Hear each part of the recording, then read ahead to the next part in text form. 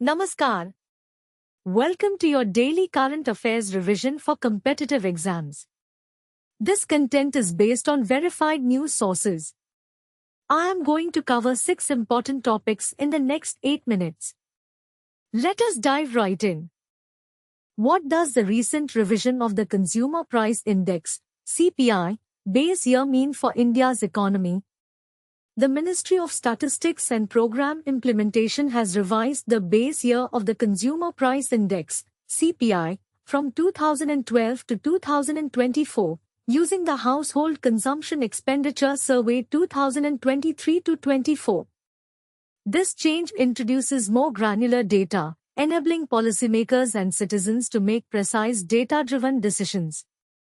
The revision includes new additions such as rural housing, online media services, and value-added dairy products, while removing items like VCR, VCD, DVD players and radio.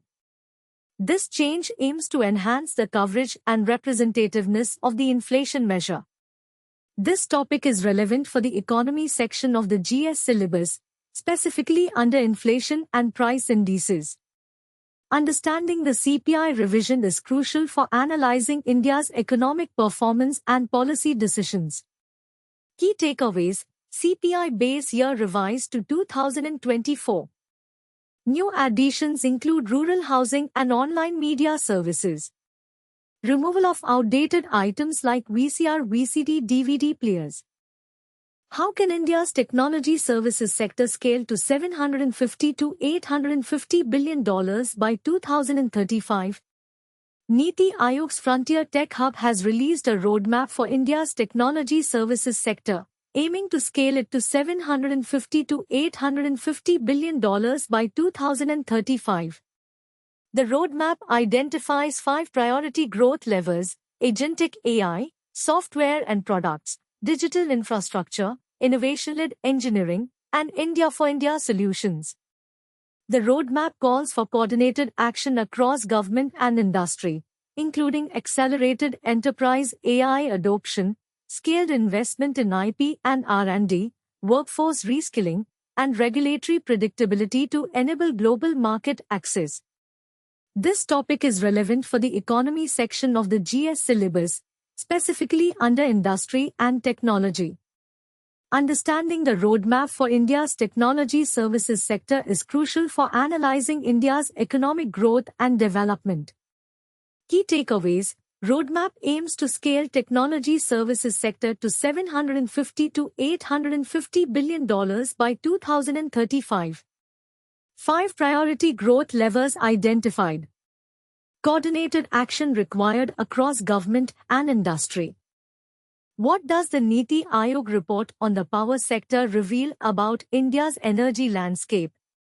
Unfortunately, the provided article does not contain information about the Niti Aayog report on the power sector.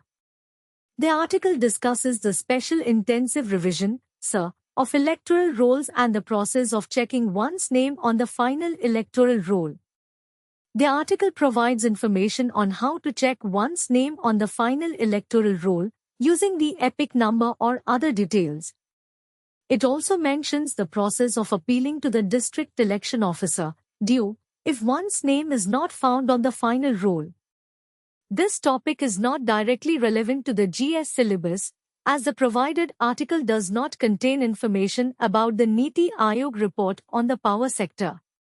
Key takeaways: no information available on Niti Aayog report on power sector. Article discusses electoral roll revision process. What are the key proposals approved by the Defence Acquisition Council, DAC, to enhance combat readiness? The Defence Acquisition Council, DAC, has approved proposals worth approximately 3.60 lakh rupees crore to enhance the combat readiness of the defence forces. The approved proposals include the procurement of multi-role fighter aircraft, MRFA, combat missiles, and airship-based high-altitude pseudo-satellite, ASHAPs, for the Indian Air Force. The DAC also approved proposals for the Indian Army, including the procurement of anti-tank mines, Vibhav, and the overhaul of vehicle platforms of armored recovery vehicles, ARVs, T-72 tanks, and infantry combat vehicles, BMP-2.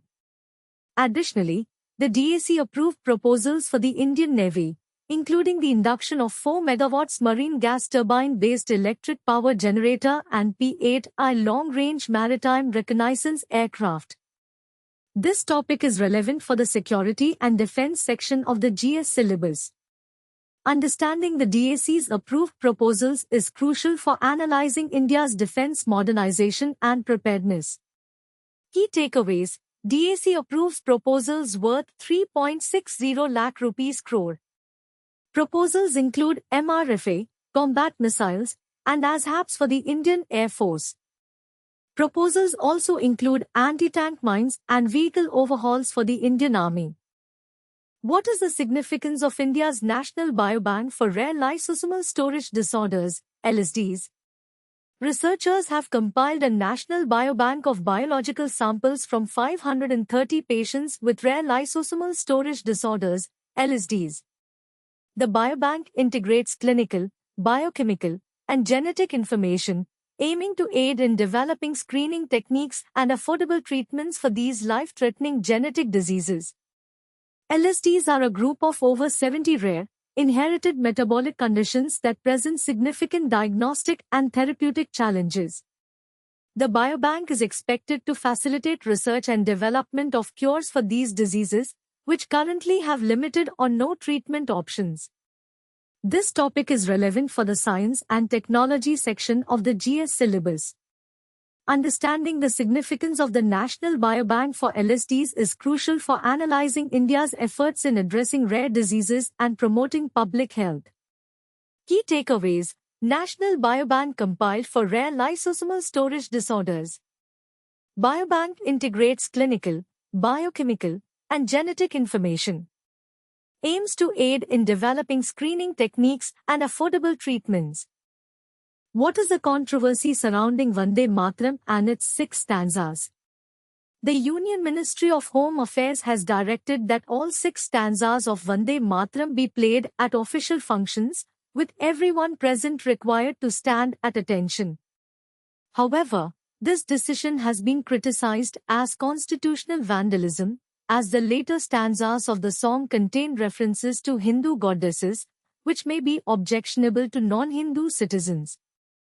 The Constituent Assembly had recognized the validity of objections raised by Muslim friends to certain parts of the song and had decided to accept only the first 2 stanzas as the national song. This decision was taken to ensure that the national song is inclusive and respectful of all citizens, regardless of their faith.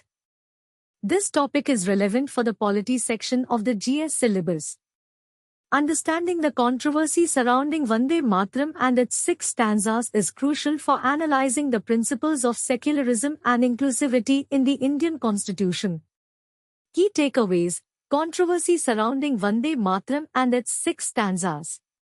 Constituent Assembly accepted only the first 2 stanzas as national song.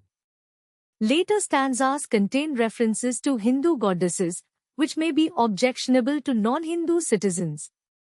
That's all for today's current affairs. If you found this helpful, like and subscribe for daily updates. All the best for your preparation.